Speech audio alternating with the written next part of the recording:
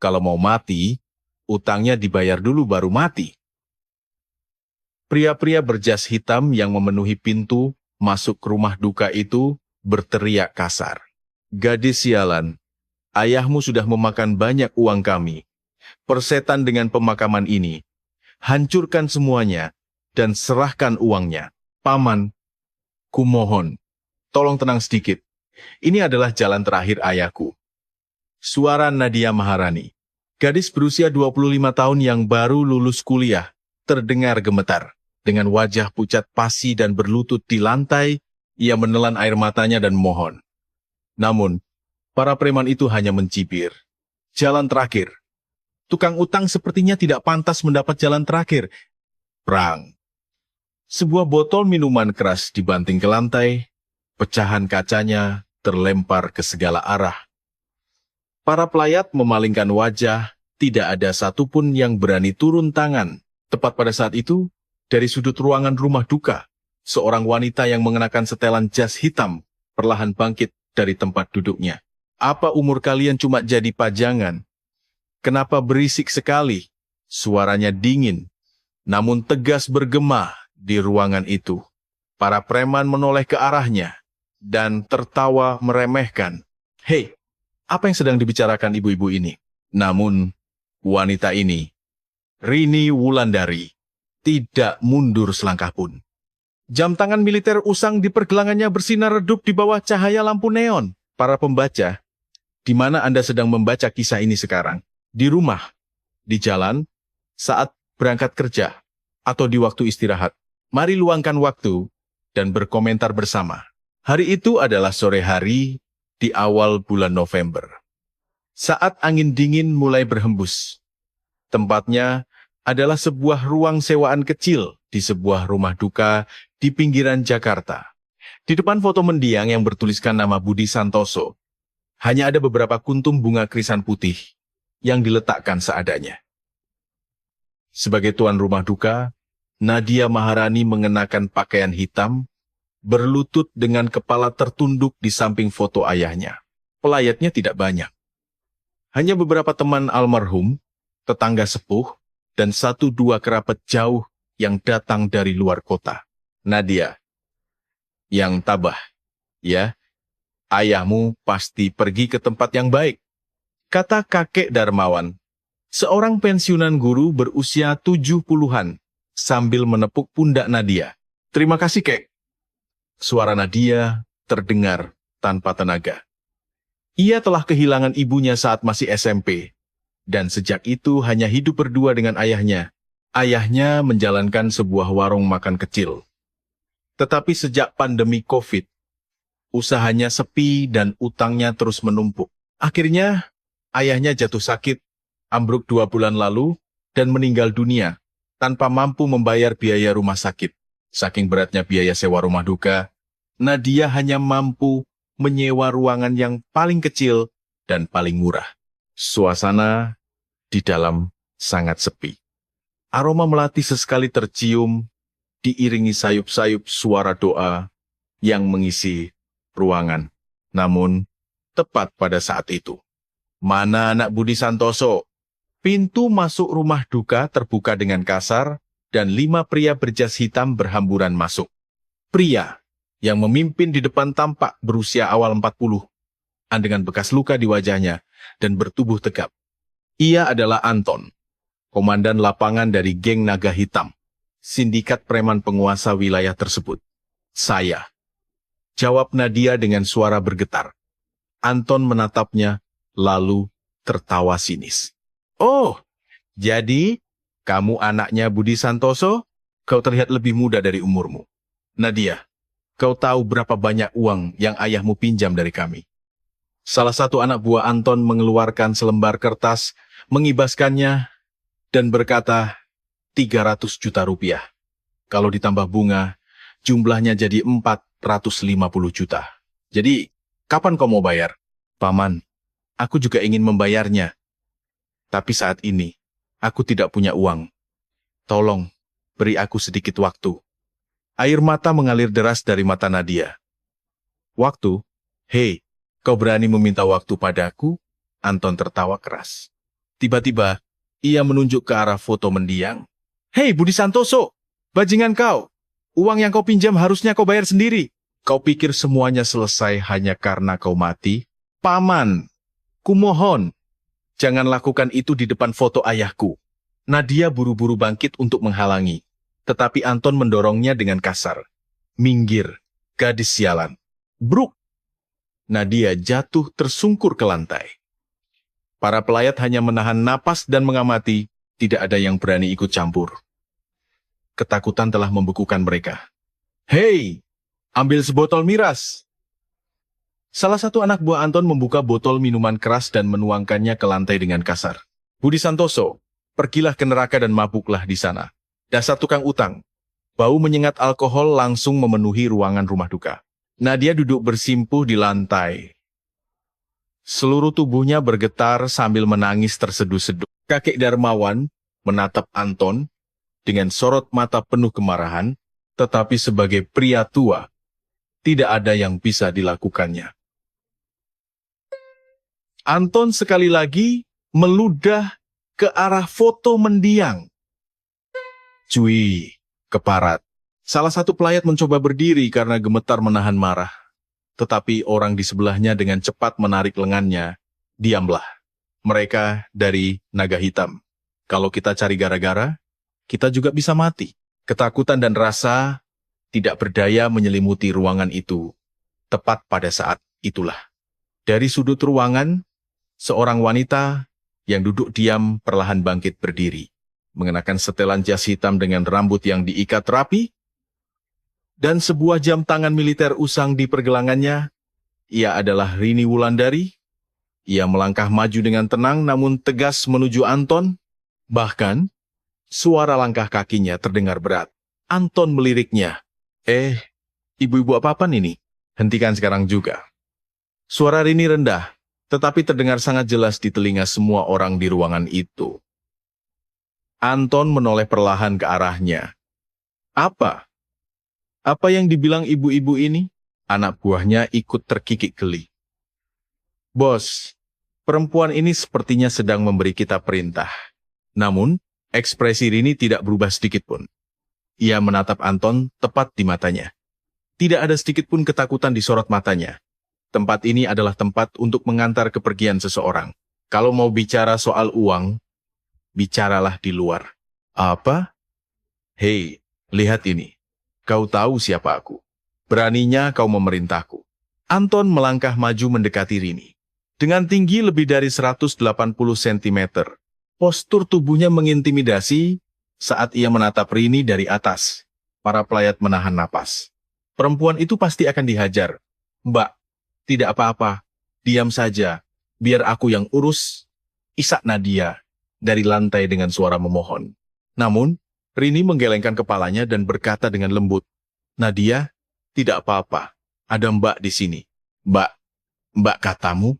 Anton mencibir dan mengulurkan tangannya dengan kasar untuk mencengkeram bahu Rini. Tepat pada detik itu. Krak, tangan Rini bergerak secepat kilat. Pergelangan tangan Anton dipelintir ke arah yang berlawanan, membuat tubuh pria besar itu terhuyung ke depan. Sakit! Teriak Anton. Anak buahnya berseru kaget, bos. Tetapi Rini sudah menekan lengan Anton hingga pria itu berlutut. Itu adalah kuncian sendi yang sangat sempurna. Lepaskan aku. Jalang, jerit Anton. Tetapi Rini malah memberikan sedikit lebih banyak tekanan dan berkata dengan dingin. Aku akan mengatakannya sekali lagi. Keluar dari sini sekarang juga. Mata para pelayat terbelalak kaget. Kakek Darmawan sedikit menganga menatap Rini. Siapa sangka anak itu punya kemampuan seperti itu? Hei, jangan cuma bengong.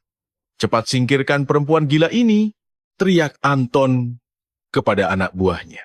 Keempat preman itu langsung menerjang secara bersamaan. Mbak, awas, jerit Nadia. Namun, Rini sama sekali tidak panik. Ia melepaskan Anton, merendahkan tubuhnya, dan menendang tulang kering preman pertama dengan sangat presisi. Brak! Ark! Pria itu menjerit dan jatuh tersungkur. Preman kedua mengayunkan tinjunya lebar-lebar, tetapi Rini menangkap pergelangan tangannya, memelintirnya, dan membantingnya ke lantai. Bruk! Preman ketiga mencoba mencekiknya dari belakang, tetapi Rini menghantamkan sikunya tepat ke ulu hati pria itu hingga ia terpental. Preman keempat mulai ketakutan dan mundur selangkah, tetapi Rini menyapu kakinya hingga ia jatuh terjungkal. Brak! Dalam waktu kurang dari 15 detik, keempat pria itu sudah mengerang kesakitan di lantai. Kesunyian seketika menyelimuti rumah duka. Para pelayat tidak bisa menutup mulut mereka karena takjub, dan kakek Darmawan mengangguk kagum.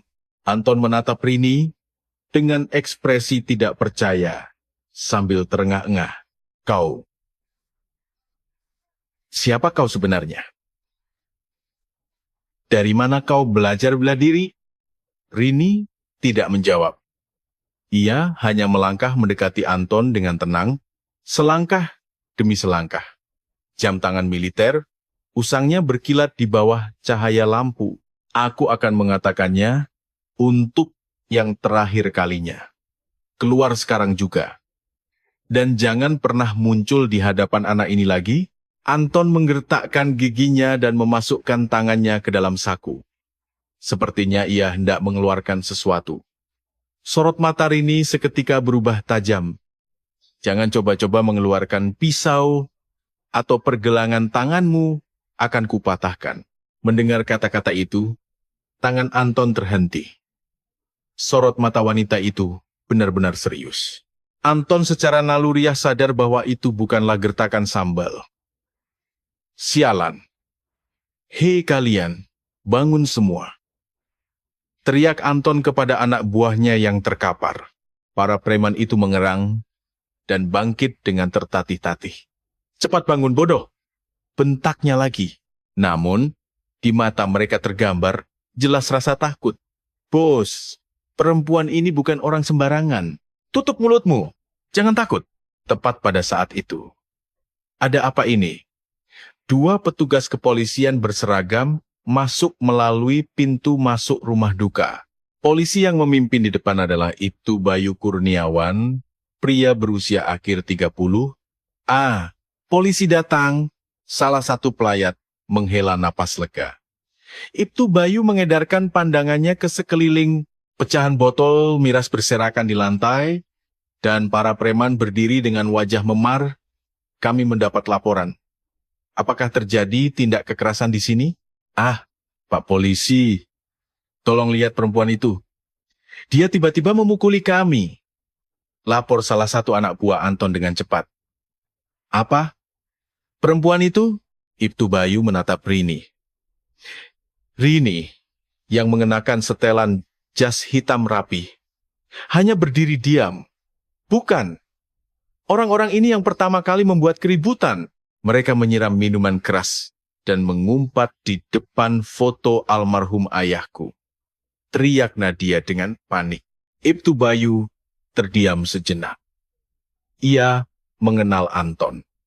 Naga Hitam adalah organisasi yang tidak bisa disentuh sembarangan di wilayah ini.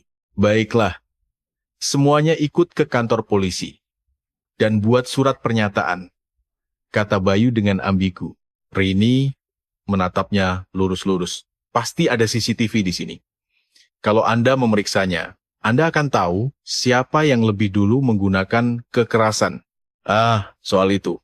Bayu bergumam tidak jelas. Anton mencibir dan menyela. Hei komandan, memangnya apa salah kami? Kami kesini cuma mau menagih utang, tapi perempuan ini tiba-tiba memukuli kami. Kakek Darmawan tidak tahan lagi dan maju ke depan. Hei, aku melihat semuanya dari awal. Orang-orang ini yang membuat keributan dan mendorong anak almarhum sampai jatuh. Kakek tua, diam saja. Nanti kakek bisa celaka kalau ikut campur. Ancam Anton. Rini melangkah maju. Nama saya Rini Wulandari. Saya adalah anak dari sahabat almarhum. Dan saya sudah mengenal Nadia sejak ia masih kecil. Ibtu Bayu menatapnya lagi. Ada sesuatu yang terasa familiar. Rini. Wulandari. Matanya perlahan membesar, dan mulutnya terbuka. Jangan-jangan. Mbak Rini? Lama tidak jumpa. Bayu. Rini tersenyum tipis. Wajah Bayu menegang. Ia adalah adik kelas di kampung halamannya. Mereka tumbuh di lingkungan yang sama saat kecil. Namun, sejak Rini masuk militer, mereka kehilangan kontak. Mbak, kenapa Mbak ada di sini? Ayah anak ini meninggal. Jadi aku datang melayat. Anton yang mendengar percakapan itu tertawa mengejek. Oh, ternyata kalian saling kenal. Baguslah, Komandan. Segera tahan perempuan ini atas tuduhan penyerangan. Kami akan menuntutnya. Bayu menunjukkan ekspresi serba salah. Ia mengenal Rini, tetapi di saat yang sama ia tahu seberapa besar kekuasaan naga hitam. Mbak, sebaiknya kita ke kantor polisi dulu. Bayu. Rini memanggil namanya dengan pelan. Kau ini polisi. Polisi tidak boleh memihak siapapun. Polisi harus berpihak pada hukum. Bayu menggigit bibirnya. Kata-kata Rini menusuk hatinya. Hah? Lucu sekali. Omong kosong soal hukum. Anton tertawa terbahak-bahak dan mendekat ke arah Bayu. Hei Komandan, kau tahu organisasi kami kan? Kau tahu seperti apa eksistensi naga hitam di wilayah ini? Itu adalah ancaman terang-terangan. Keringat dingin mulai bercucuran di dahi Bayu. Saat itulah Rini menyentuh jam tangan militer usang di pergelangannya. Bayu, kau ingat, waktu kau kelas 2 SMA, saat kau diganggu oleh preman-preman kampung. Siapa yang menolongmu? Sorot mata Bayu bergetar. Ingatan itu kembali padanya. Musim hujan, saat ia kelas 2 SMA, 5 preman kampung memojokkannya di gang dan memeras uangnya. Serahkan uangmu. Cepat, aku tidak punya uang. Alah, bohong. Periksa sakunya. Tepat saat itu, Rini muncul.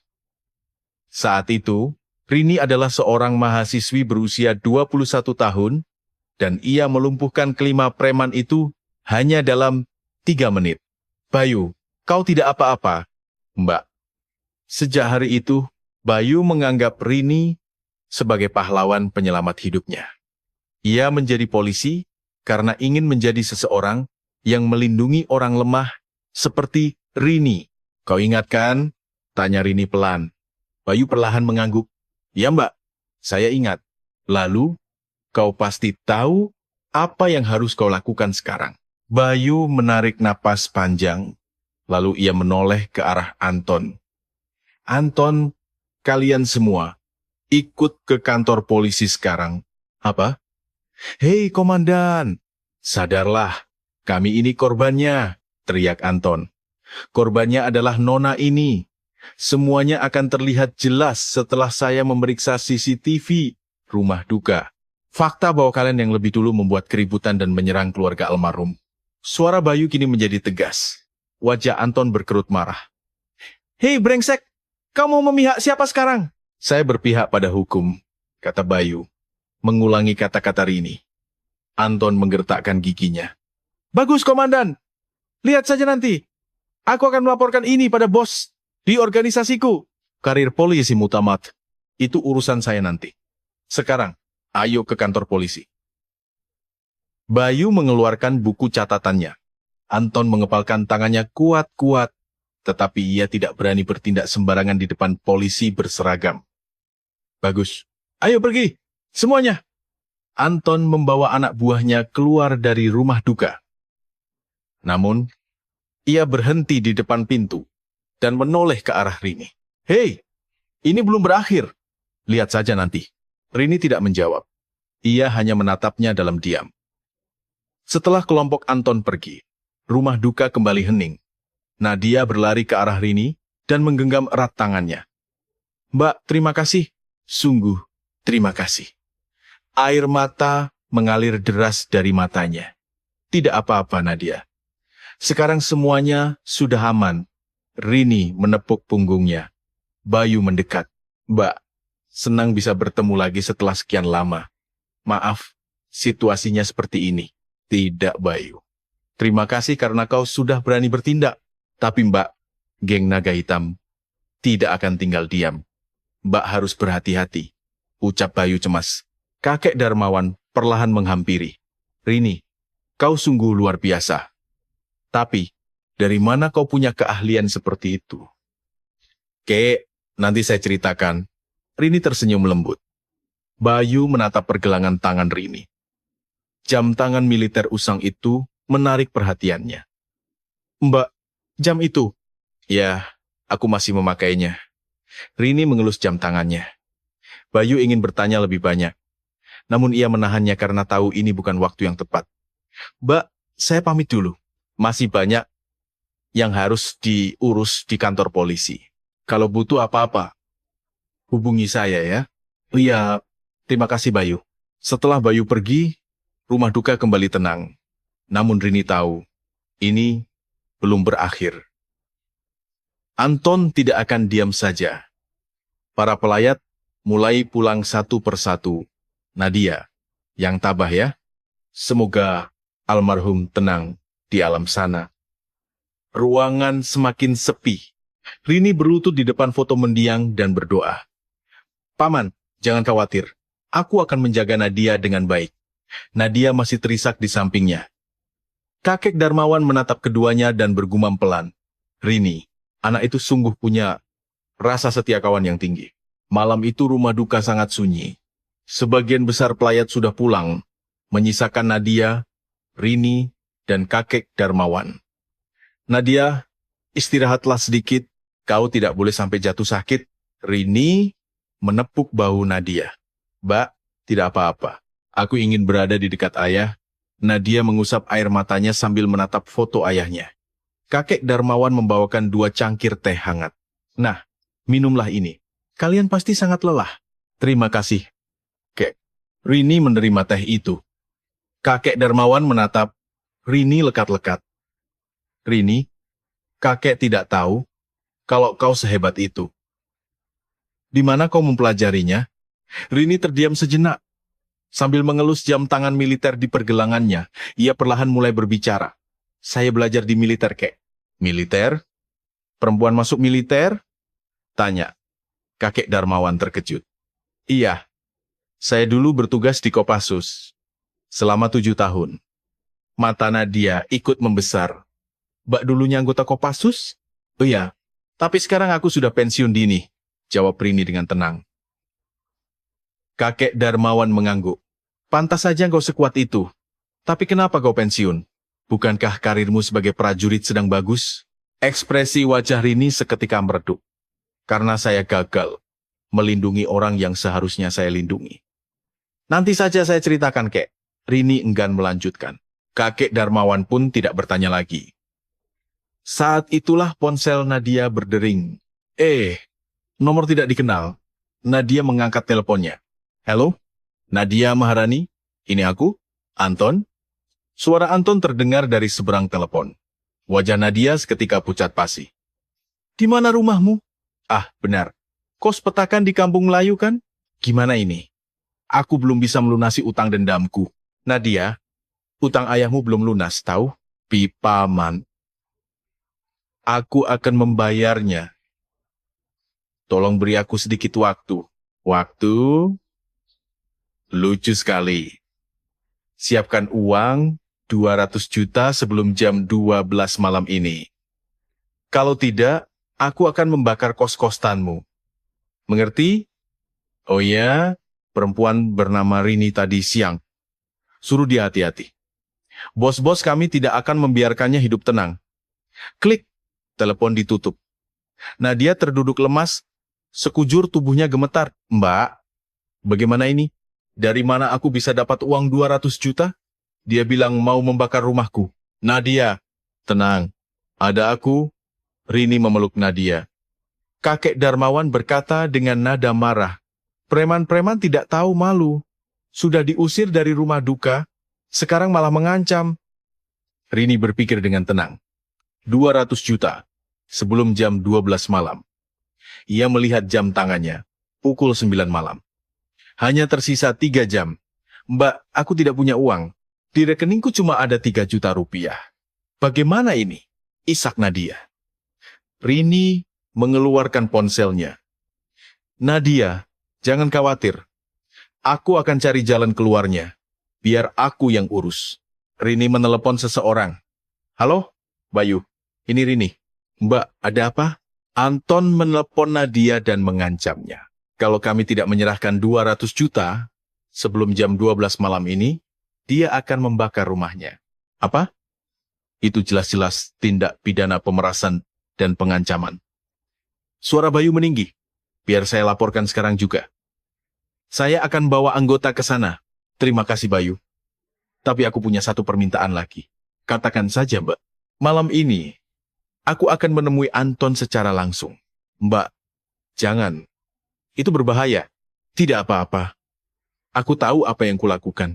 Kau cukup siagakan pasukan polisimu untuk berjaga-jaga. Percayalah padaku, Bayu. Rini lalu menutup telepon. Kakek Darmawan bertanya dengan cemas. Rini, kau mau pergi sendiri? Itu terlalu bahaya. Kakek, tenang saja. Saya sudah sering menghadapi situasi seperti ini. Rini tersenyum. Namun di balik senyum itu, tersembunyi tekad yang dingin. Pukul 10 malam. Rini melepaskan jas hitamnya. Hanya menyisakan kemeja putih. Dengan lengan yang digulung. Mbak benar-benar mau pergi sendiri? Tanya Nadia dengan wajah cemas. Iya, tidak apa-apa. Kau tetap di sini temani ayahmu. Tapi orang-orang itu pasti banyak jumlahnya. Jangan khawatir. Sendirian saja sudah cukup. Rini kembali memeriksa jam tangan militernya. Kakek Darmawan menghampiri. Rini, bawalah ini. Ia menyodorkan sebuah semprotan merica pelindung diri. Terima kasih, Kek. Tapi saya tidak butuh barang seperti ini. Rini tersenyum lembut. Kakek tidak perlu mengkhawatirkan saya. Tolong jaga Nadia dengan baik. Baiklah, hati-hati. Rini melangkah keluar dari rumah duka. Angin malam yang dingin menerpa wajahnya. Ia mengeluarkan ponsel dan menelepon Anton. Halo? Oh, Rini. Tumben kau meneleponku. Terdengar suara Anton. Aku yang akan membawa uangnya menggantikan Nadia. Kita bertemu di mana? Hah, menarik. Bagus. Datanglah ke tanah lapang di Kampung Melayu sebelum tengah malam. Baik. Satu lagi. Jangan bawa polisi. Kalau kau bawa polisi, rumah anak itu benar-benar kubakar. Aku akan datang sendiri. Telepon terputus. Rini memberhentikan sebuah taksi.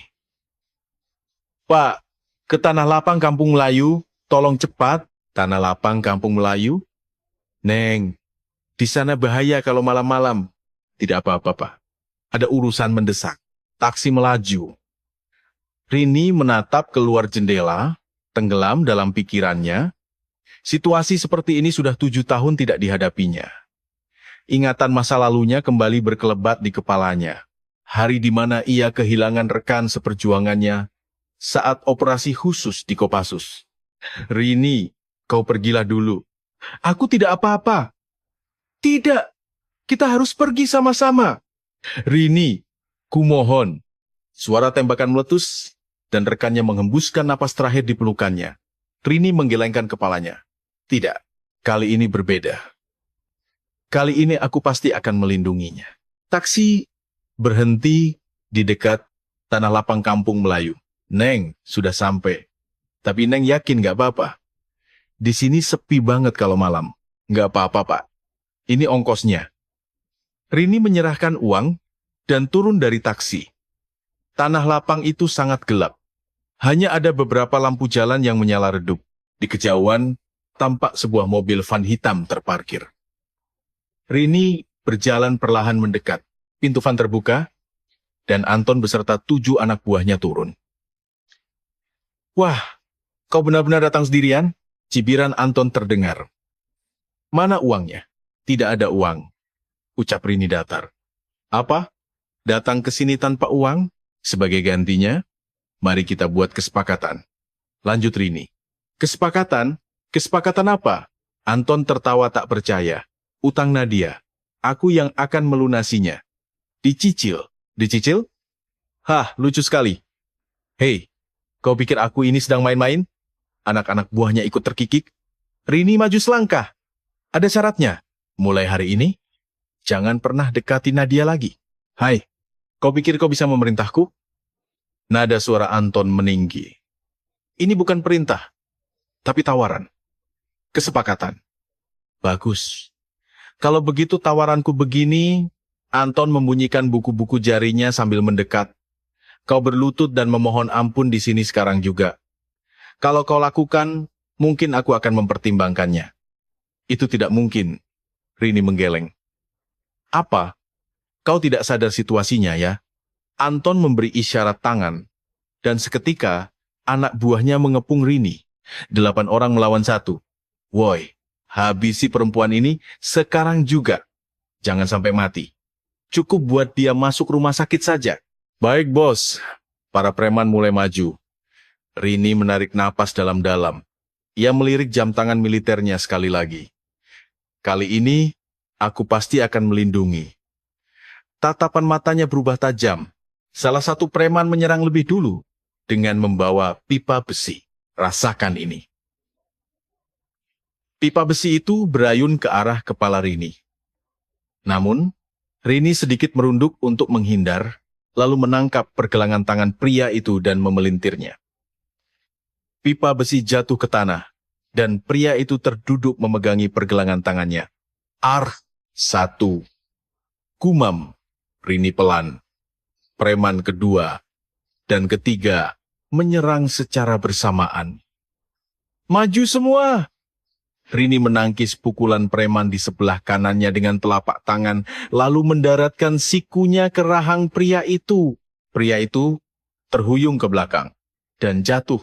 Di saat yang sama, ia menendang kaki preman di sebelah kirinya hingga terjatuh ke tanah. 2, 3. Wajah Anton mengeras. Apa-apan perempuan itu? Preman keempat dan kelima maju menyerang dengan tongkat kayu. Bos, biar kami yang habisi.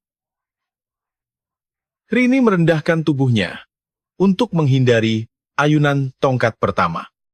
Dengan cepat, ia memutar tubuhnya dan menyapu kaki pria kedua hingga ia terjatuh. Ia menendang perut pria yang jatuh itu hingga terdengar jeritan keras. Preman yang satu lagi kembali mengayunkan tongkatnya. Namun Rini menangkap lengannya, memelintirnya, dan merebut tongkat itu. Dengan tongkat itu, ia memukul lutut pria tersebut. Pria itu menjerit dan ambruk. 4, 5. Kini hanya tersisa 2 preman dan Anton. Woi! Sadarlah kalian. Teriak Anton panik. Preman ke-6 mengayunkan tinjunya lebar-lebar, namun Rini menangkap pergelangan tangannya, memelintirnya, dan membantingnya melewati bahunya. Pria itu terbanting keras ke tanah. 6. Preman ke-7 ketakutan dan melangkah mundur. Bos, perempuan ini bukan manusia biasa. Hei, brengsek, jangan kabur. Namun saat pria itu hendak melarikan diri, Rini menangkap pergelangan kakinya. Ia menjatuhkan pria itu ke tanah dan memelintir lengannya, hingga pria itu menggelepar kesakitan. 7. Rini perlahan berdiri tegak. Napasnya sedikit memburu, tetapi ia tetap tenang. Kini hanya tersisa Anton sendirian kau. Makhluk apa kau sebenarnya? Anton berjalan mundur. Rini melangkah mendekatinya. Selangkah demi selangkah, aku hanya kakak bagi Nadia. Pembohong. Orang biasa tidak mungkin seperti ini. Anton merogoh sakunya dan mengeluarkan pisau. Bilah pisau itu berkilat, tertimpa cahaya lampu jalan. Jangan mendekat. Atau kutusuk kau. Rini tidak berhenti. Turunkan pisaumu, tutup mulutmu. Kau tidak tahu siapa aku. Aku komandan lapangan naga hitam.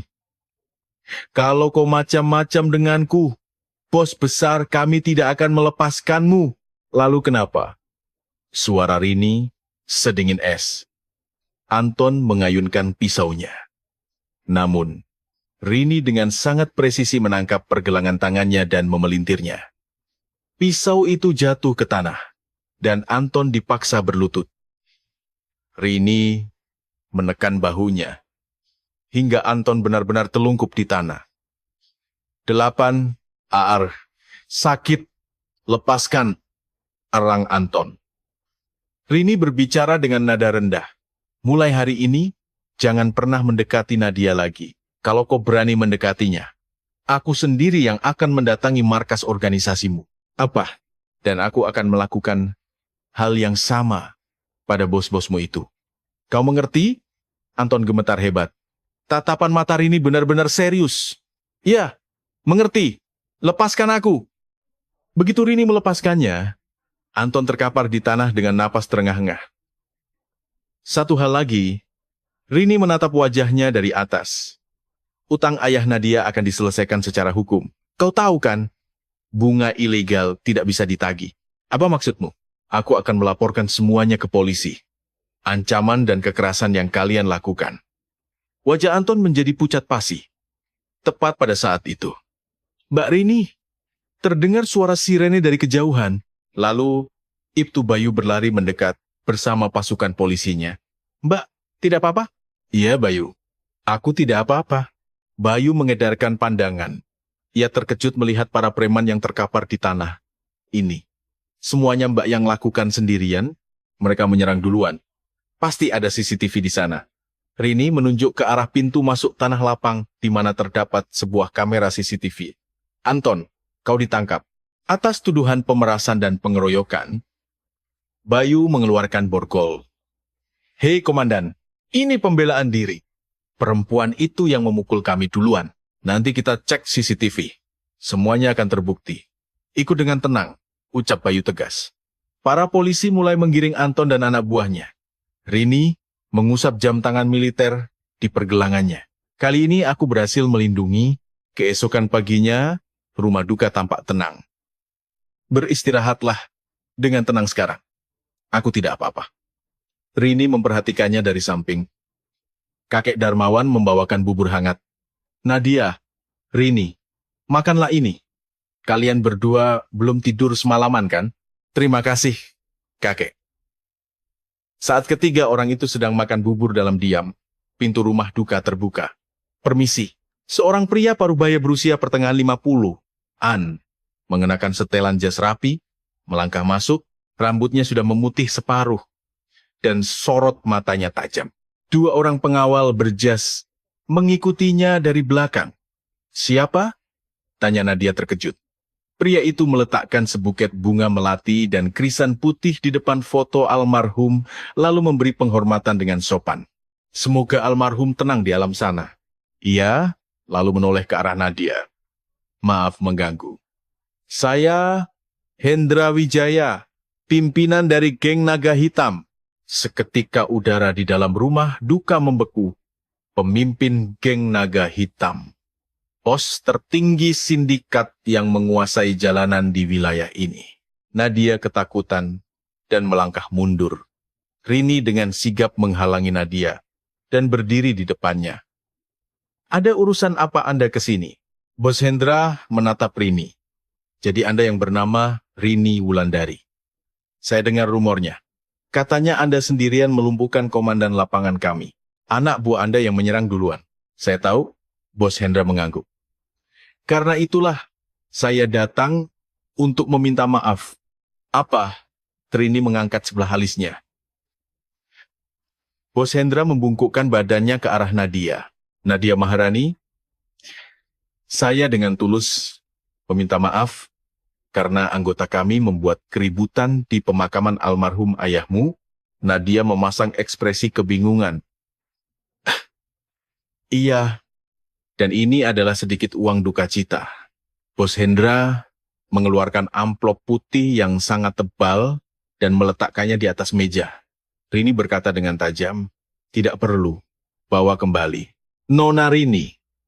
Bos Hendra menatap matanya lurus. Jangan salah paham. Saya kesini bukan untuk membuat keributan seperti Anton. Saya benar-benar datang untuk meminta maaf. Saya tidak bisa mempercayainya. Tentu saja, Anda berhak begitu. Bos Hendra terdiam sejenak. Lalu dengan suara pelan, ia melanjutkan. Sebenarnya, saya juga mengenal almarhum, ya? Nadia terkejut. Dulu, ada masa di mana saya sangat kelaparan. Saat itu, almarhum ayahmu memberiku makan. Gratis. Suara Bos Hendra sedikit bergetar. Itu sudah lebih dari 30 tahun yang lalu. Saat Pak Budi mengelola warung makan kecil. Waktu itu saya masih remaja berandalan yang menggelandang di jalanan. Mata Nadia membesar. Ayahku? Iya. Beliau melihat saya kelaparan dan memberi saya makan setiap hari selama seminggu penuh. Dan beliau berkata padaku, "Nak, perut harus kenyang supaya kamu bisa berpikir dengan jernih. Kamu masih muda. Kamu masih bisa memulai kembali dari awal." Bos Hendra menatap foto almarhum. Meskipun pada akhirnya saya tetap masuk ke jalan hitam ini, tapi saya tidak pernah melupakan budi baik beliau. Rini mengawasi matanya dengan saksama. Mencoba mencari tahu, apakah ia berbohong atau jujur. Bos Hendra kembali berbicara. Saya tidak tahu kalau Anton datang ke sini untuk menagih utang. Kalau saya tahu, saya tidak akan pernah mengizinkannya melakukan hal seperti itu di pemakaman orang yang sudah menolong saya. Tidak bisa dimaafkan. Ia melangkah mendekati Nadia. Nadia Maharani. Utang ayahmu sudah lunas. Saya sudah mengurus semuanya. Apa? Apa maksudnya? Dan saya telah memecat Anton dari organisasi kami selamanya. Dia tidak akan pernah muncul di hadapanmu lagi. Nadia memasang ekspresi tidak percaya. Rini bertanya, "Kenapa Anda melakukan sampai sejauh ini?" Ini adalah balasan terakhir yang bisa saya lakukan. Bos Hendra menoleh ke arah Rini. Dan untuk Anda, Rini, saya juga berterima kasih kepada saya. Berkat Anda yang telah menghajar anggota organisasi saya jadi sadar betapa busuknya organisasiku ini.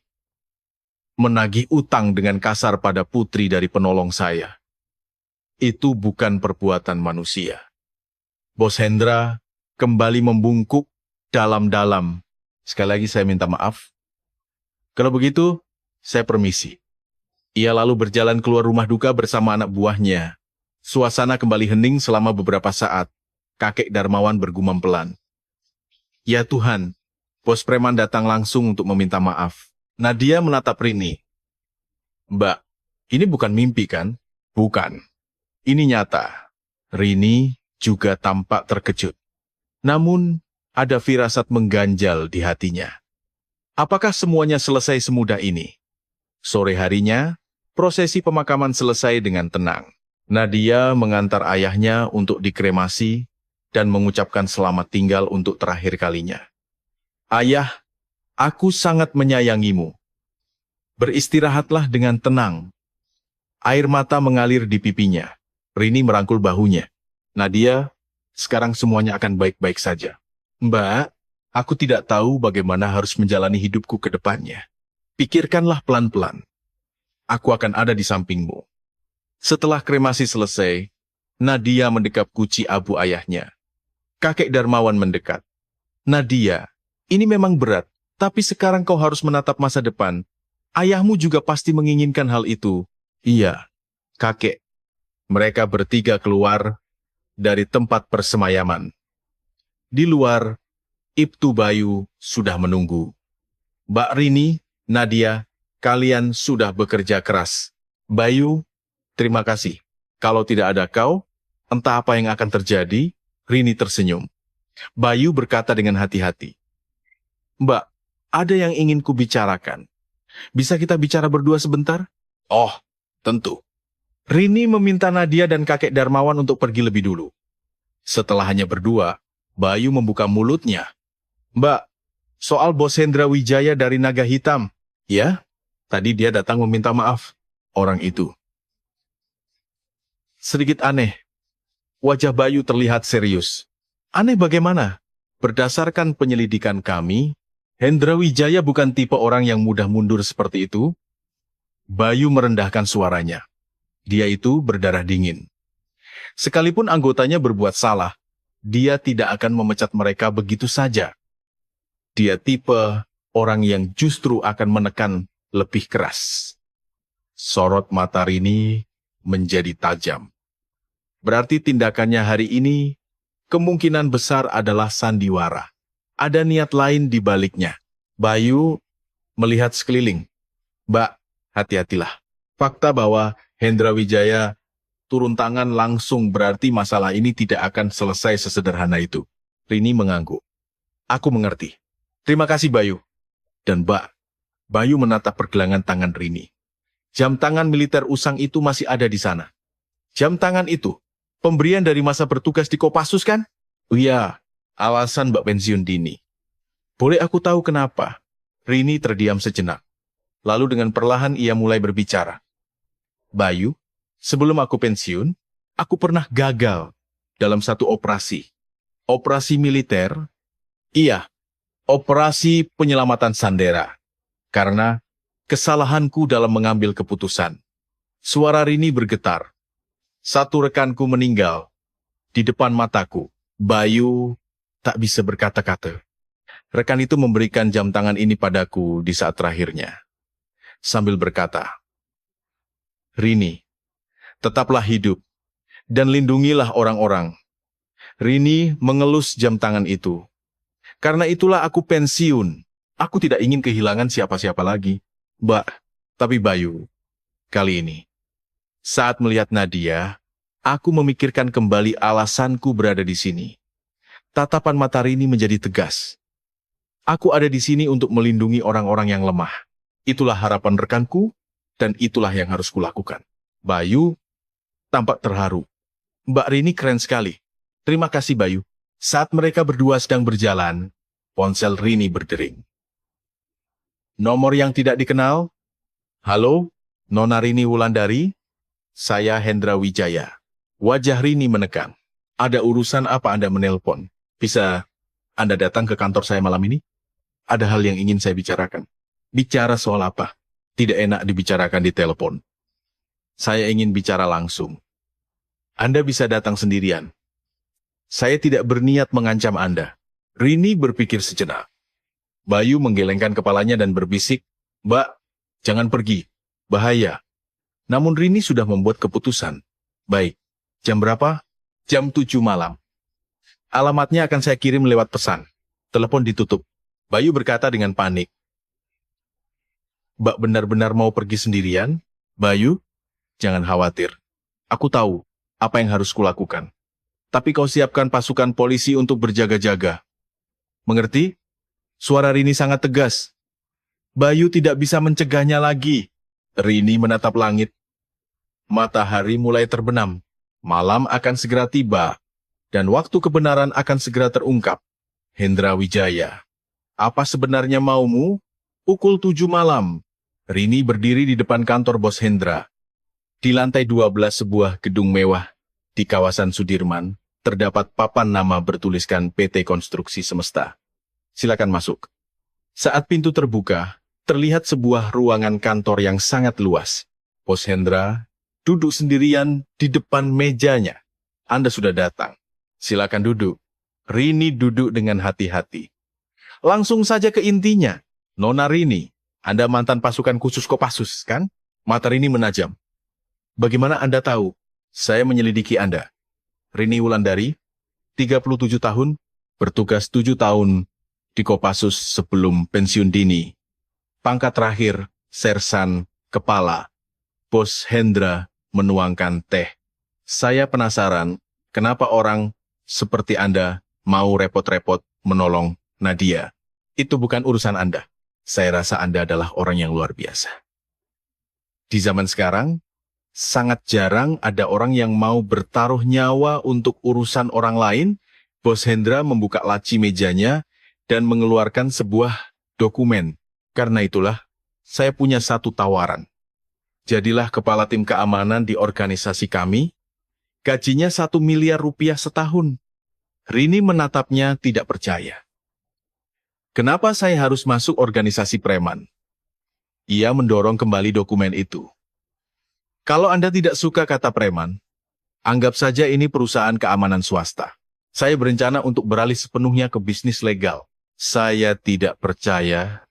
Rini bangkit dari kursinya. Saya tidak bekerja dengan orang yang menindas orang lemah. Lalu, bagaimana jika pekerjaannya adalah melindungi orang lemah? Bos Hendra menatap keluar jendela. Organisasi kami juga harus berubah. Saya ingin membuang bajingan seperti Anton dan membuat perusahaan keamanan yang benar. Tolong bantu saya. Saya tolak. Saya akan berjalan di jalan saya sendiri. Rini berbalik menuju pintu. Kalau begitu, mau bagaimana lagi? Bos Hendra menghela napas. Tapi tawaran saya selalu terbuka. Dan Nona Rini, apa? Berhati-hatilah. Anton punya kakak laki-laki bernama Rino. Dia orang yang jauh lebih berbahaya dari adiknya. Wajah Rini mengeras. Orang itu akan datang untuk membalas dendam demi adiknya. Sekalipun saya yang melarang, itu tidak akan mempan. Kapan dia akan datang? Saya tidak tahu, tapi dia pasti datang. Bos Hendra mengulurkan kartu, namanya. Kalau butuh bantuan, hubungi saya. Rini mengambil kartu nama itu, memasukkannya ke saku, dan keluar dari kantor. Berjalan di lorong, ia berpikir, Reno, musuh baru telah muncul. Saat menunggu lift, ponselnya berdering. Itu Bayu. Mbak, baik-baik saja? Iya, aku baik-baik saja. Aku sedang jalan keluar. Syukurlah. Tapi Mbak, ada masalah besar. Kenapa? Ada apa? Nadia menghilang. Wajah Rini seketika pucat. Apa? Sejak kapan? Sejak 1 jam yang lalu, kakek Darmawan bilang dia hilang saat kakek sedang ke toilet sebentar. Ponselnya juga tidak diangkat. Aku sedang mengecek CCTV di sekitar rumah kosnya. Aku akan segera ke sana. Rini melompat masuk ke dalam lift. Tangannya gemetar. Nadia, kumohon selamatlah. Begitu lift sampai di lantai 1, ia langsung berlari keluar. Mencegat sebuah taksi dan berkata dengan panik, Pak, tolong ke Kampung Layu. Secepat mungkin, taksi melaju kencang. Rini mencoba menelepon Nadia berkali-kali, tetapi ponselnya tidak aktif. Reno, jangan-jangan. Firasat buruk menyelimuti pikirannya. Ponselnya kembali berdering. Nomor tak dikenal. Halo? Rini Wulandari. Suara seorang pria tak dikenal terdengar di seberang sana. Suaranya dingin dan penuh ancaman. Apakah kau Reno? Pintar juga. Benar, aku Reno. Di mana Nadia? Bentak Rini. Penasaran? Datanglah ke kolong jembatan rel Manggarai. Sendirian. Kalau kau tidak datang dalam 30 menit, gadis ini mati. Jangan berani-berani menyentuhnya. Itu tergantung seberapa cepat kau datang. Telepon ditutup. Taksi berhenti di dekat jembatan rel Manggarai. Rini melemparkan uang ongkos dan langsung melompat keluar. Di bawah langit malam, Sungai Ciliwung tampak gelap dan sunyi. Ia menuruni tangga ke kolong jembatan dengan cepat. Di dalam kegelapan, terlihat cahaya lampu redup. Di sana, Nadia duduk terikat di sebuah kursi. Nadia, saat Rini hendak berlari menghampirinya, sebuah bayangan menghalangi jalannya. Cepat juga ya Rini. Pria yang tampak berusia akhir 40-an itu adalah Reno. Posturnya jauh lebih besar dan sorot matanya lebih tajam daripada Anton. Lepaskan Nadia. Lepaskan? Lucu sekali. Kau tahu kan karena kau, adikku, diserahkan ke polisi? Reno mencibir. Adikmu yang berbuat salah lebih dulu. Salah? Menagih utang itu dibilang salah? Reno memutar lehernya sambil mendekat. Kalau kau tidak ikut campur, tidak akan terjadi apa-apa. Tapi kau mencampuri urusan kami dan menghancurkan hidup. Adikku, saya hanya bertindak sesuai hukum. Hukum? Sialan, ibu-ibu ini benar-benar suka omong kosong soal hukum ya. Reno mengepalkan tinjunya. Dari belakang, 5 anak buahnya muncul. Bos Reno, perlu kami hajar perempuan ini? Tidak, aku sendiri yang akan membereskannya. Reno menatap Rini tajam. Hari ini, kalau kau berlutut dan memohon ampun, aku akan mengampuni nyawa gadis itu. Itu tidak mungkin, Rini menggeleng. Apa? Kau benar-benar tidak paham situasinya ya? Reno mengeluarkan sebilah belati. Pisau itu berkilat tajam. Ini kesempatan terakhirmu. Mau berlutut atau tidak? Rini menatap Nadia. Mulut gadis itu disumpal kain, namun matanya memohon. Mbak, larilah. Tetapi Rini tidak bergeming. Kesempatan terakhir, bentak Reno. Rini menyentuh jam tangan militernya. Lalu dengan tenang, ia berkata, aku tidak akan berlutut. Sebagai gantinya, aku akan menjatuhkanmu. Apa? Dan aku akan menyelamatkan Nadia. Sorot mata Rini berubah. Reno mengayunkan belatinya dan menerjang maju. Mati kau. Rini dengan cepat mengelak. Ia mencoba menangkap pergelangan tangan Reno dan memelintirnya. Namun, Reno berbeda dengan Anton. Tenaganya luar biasa besar. Reno berhasil mendorong Rini hingga Rini terhuyung ke belakang. Oh, lumayan juga tenagamu, tapi itu tidak akan mempan padaku. Reno kembali mengayunkan belatinya. Rini menangkis dengan lengannya, tetapi ujung pisau itu merobek kulit lengannya. Darah mengalir deras. Jerit Nadia dari balik sumpalannya. Rini mengatupkan giginya. Orang ini benar-benar kuat. Bagaimana? Sekarang kau mau berlutut? Ejek Reno. Bukannya menjawab, Rini kembali menyerang. Namun, Reno menangkis tinju Rini dan menghantam perut Rini dengan keras. Rini jatuh terkapar. Hah, ternyata cuma segini kemampuanmu? Reno menunduk menatapnya. Rini terbaring terengah-engah di tanah. Reno menjambak rambut Rini. Inikah kemampuan mantan anggota Kopassus? Mengecewakan. Nah, sekarang berlututlah. Kalau kau berlutut, kuampuni nyawamu. Reno menempelkan pisau ke leher Rini. Nadia menangis sambil menggelengkan kepalanya keras-keras. Tepat pada detik itulah, tangan Rini bergerak secepat kilat. Ia menangkap pergelangan tangan Reno yang memegang pisau, memelintirnya, dan pada saat bersamaan menyapu kakinya. Brak! Reno jatuh telentang. Apa? Rini dengan gesit bangkit dan mengunci lengan Reno. Kau tertipu. Jalang ini. Reno meronta-ronta. Tetapi kuncian Rini sangat kuat. Di Kopassus, aku juga belajar cara berpura-pura lemah untuk memancing musuh lengah. Rini menambah tekanan pada lengan Reno. Reno menjerit kesakitan. Woi, tunggu apa lagi? Singkirkan perempuan sialan ini, teriak Reno. Kelima anak buahnya serentak menerjang maju. Rini melepaskan Reno dan dengan cepat merendahkan tubuhnya. Ia menendang kaki preman pertama hingga jatuh terjungkal. Preman kedua mengayunkan tongkat, tetapi Rini menangkap lengannya, merebut tongkat itu, dan memukul lutut preman ketiga dengan tongkat tersebut. Preman keempat dan kelima menyerang bersamaan, namun Rini memutar tubuhnya dan membanting keduanya ke tanah. Hanya dalam 20 detik, kelima preman itu sudah mengerang di tanah. Reno berdiri dengan ekspresi tidak percaya. Kau ini manusia. Atau apa? Sekarang tinggal kita berdua. Rini melangkah maju ke arah Reno. Meskipun darah masih mengalir dari lengannya, tatapannya tidak goyah sedikit pun. Reno kembali menggenggam pisaunya. Bagus. Kalau begitu akan benar-benar kubunuh kau. Ia menerjang dengan pisaunya. Rini membaca pergerakannya dengan tenang. Tepat saat pisau itu berayun, Rini merunduk, mengelak, dan memukul rusuk Reno dengan sangat keras. Reno terhuyung kehabisan napas. Rini meraih pergelangan tangannya, memelintirnya hingga pisau itu terlepas dan membantingnya ke tanah. Selesai, Rini menekan tengkuk Reno. Pria itu tidak bisa bergerak lagi. Rini segera berlari menghampiri Nadia. Nadia, kau tidak apa-apa?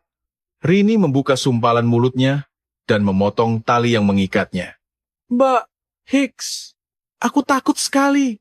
Nadia memeluk Rini dan menangis sejadi-jadinya. Sekarang tidak apa-apa. Semuanya sudah selesai. Rini menepuk-nepuk punggungnya. Sesaat kemudian, suara sirine terdengar. Ibtu Bayu berlari mendekat bersama aparat kepolisian. Mbak Rini! Nadia! Bayu, kau terlambat. Rini tersenyum lelah. Bayu mengedarkan pandangan. Melihat Reno dan anak buahnya terkapar di tanah, ekspresinya dipenuhi rasa takjub. Ini semua, Mbak yang lakukan sendirian. Iya, sudah selesai. Tangkap Reno, perintah Bayu. Polisi langsung memborgol Reno. Hei, aku ini Reno. Lepaskan. Reno masih meronta. Namun percuma. Reno, Anda ditahan atas tuduhan penculikan dan percobaan pembunuhan. Kata Bayu dengan dingin. Rini memegangi luka di lengannya. Darah masih menetes. Mbak, kita harus ke rumah sakit. Tidak apa-apa. Luka seperti ini. Namun wajah Rini seketika memucat karena terlalu banyak kehilangan darah. Mbak, Nadia memegangi tubuh Rini yang nyaris tumbang. Keesokan paginya, di ranjang rumah sakit, Rini membuka matanya. Sinar matahari pagi masuk melalui jendela menerangi ruangan. Mbak, sudah bangun? Nadia mendekat dengan wajah lega. Nadia, ini di rumah sakit? Iya Mbak, semalam Mbak pingsan. Nadia memberikan segelas air. Rini perlahan bangkit dan minum. Terdapat perban putih melilit di lengannya. Kata dokter, kalau terlambat sedikit saja, bisa sangat berbahaya. Maafkan aku Nadia. Pasti kau sangat cemas. Mbak ini bicara apa? Mbak sudah menyelamatkan nyawaku. Air mata menggenang di pelupuk mata Nadia. Kalau tidak ada Mbak, entah apa jadinya aku. Terima kasih banyak Mbak. Tidak apa-apa, sudah menjadi kewajibanku. Rini tersenyum lembut. Pintu terbuka dan Bayu masuk. Mbak, sudah siuman? Bagaimana perasaannya? Iya, sudah jauh lebih baik. Bayu duduk di kursi. Mbak, ada kabar baik. Reno dan Anton, keduanya sudah resmi ditahan. Buktinya sangat kuat. Selain itu, kepolisian juga mulai menyelidiki geng naga hitam. Bos Hendra Wijaya juga sedang diperiksa. Rini mengangguk. Kerja bagus, Bayu. Ah, bukan saya, tapi Mbak Rini yang hebat. Bayu tertawa kecil. Kakek Darmawan masuk membawa sekeranjang buah. Rini, kau sudah bangun? Bagaimana keadaanmu? Kakek, saya sudah tidak apa-apa. Berkat dirimu, Nadia selamat. Terima kasih banyak, nak. Kakek Darmawan menggenggam erat tangan Rini. Kek, saya hanya melakukan apa yang seharusnya saya lakukan. Tidak, di zaman sekarang, orang sepertimu itu langka. Kakek Darmawan menatap keluar jendela. Ayah Nadia pasti sangat berterima kasih dari surga sana. Nadia duduk di samping Rini. Mbak, aku sudah memikirkan bagaimana aku harus menjalani hidupku mulai sekarang. Oh ya, aku ingin hidup seperti Mbak. Menjadi orang yang membantu dan melindungi orang lemah, mata Nadia berbinar penuh kesungguhan. Karena itu, aku ingin menjadi polisi. Seperti Mbak dan Komandan Bayu. Rini terkejut. Nadia, keberanian yang Mbak tunjukkan padaku, aku juga ingin menunjukkannya kepada orang lain. Nadia menggenggam tangan Rini. Dulu saat aku lemah, Mbak melindungiku. Sekarang, aku juga ingin menjadi orang yang melindungi seseorang. Mata Rini berkaca-kaca. Nadia, kau memang anak yang kuat. Ini semua berkat Mbak. Bayu tersenyum. Nadia, kalau kamu jadi polisi, bekerjalah denganku. Aku akan melatihmu dengan baik. Siap, Komandan. Nadia tertawa ceria. Rini melihat pemandangan itu dengan hati yang hangat. Sambil mengusap jam tangan militer di tangannya, ia bergumam dalam hati. Sepertinya aku sudah melakukan hal yang benar. Kali ini, aku berhasil melindungi seseorang.